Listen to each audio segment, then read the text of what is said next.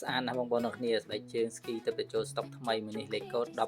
1901រូប unicorn ពណ៌ស្វាយ highlight ជាមួយនឹងឈូកនិយាយពីអេប៉ុងវិញឡើងទុនស្រួលពាក់បងប្អូនអត់ឈឺជើងទេបើនិយាយពីកង់វិញមិនត្រឹមតែមានភ្លើងចម្រុះពណ៌ស្អាតទេថែមទាំងមានប្រកបលីងរូបបេះដូងក្នុងនឹងស្អាតទៀតផងម៉ូដនេះស័ក្តិសមជាមួយនឹងក្មេងស្រីបាទមានរូប unicorn បាទហើយនឹងរូបបេះដូងស្អាតណាស់បងប្អូនទាំងគ្នាផ្ទៃខាងមុខនេះវិញគឺមានបដិញពណ៌ឥណ្ឌានូហើយមានកន្លែងបញ្ចេញខ្យល់កុំឲ្យយើងជិះទៅវាហប់ជើងក្តៅជើងអីបងប្អូនអាចទិញជាគូក៏បានជា set ក៏បានបាទជា set ជាមួយនឹងឈុតការពារមួកមានរូប unicorn បាទ unicorn ដូចគ្នាបាទស៊ីពណ៌គ្នាមែនតើហើយនេះឈុតជង្គង់ពណ៌ស្វាយដែរសម្រាប់ការទិញទៅខាងខ្ញុំមានថែមជូនជាកាបូបមួយសម្រាប់ដាក់បែកជើងស្គីហ្នឹងកាបូបនេះមានរូប unicorn ទៀតហើយសម្រាប់កាបូបបងប្អូនអាចរើសបានយកកាបូបរូប unicorn នឹងក៏បានកាបូបមួយនេះក៏បានពណ៌ស្វាយដូចគ្នាហើយក៏មានថែមជូនផងដែរនៅសម្រាប់ជីកឡើងលេងចំនួន5ប្រេងជំនួយកង់ស្គីមួយកូនដបចៅសៅនិងប្រាំងមួយសម្រាប់បងប្អូនដែលចង់ទិញឬសាកសួរព័ត៌មានបន្ថែមសូមឆាតចូល Facebook page ស្បែកជើង Ski Deluxe ឬក៏តាម Telegram ដែលមានលេខទូរស័ព្ទនៅខាងលើនេះស្រាប់អរគុណសម្រាប់ការតាមដានវីដេអូនេះកុំភ្លេចចុច like និង follow ម្នាក់មួយផងណាអរគុណច្រើ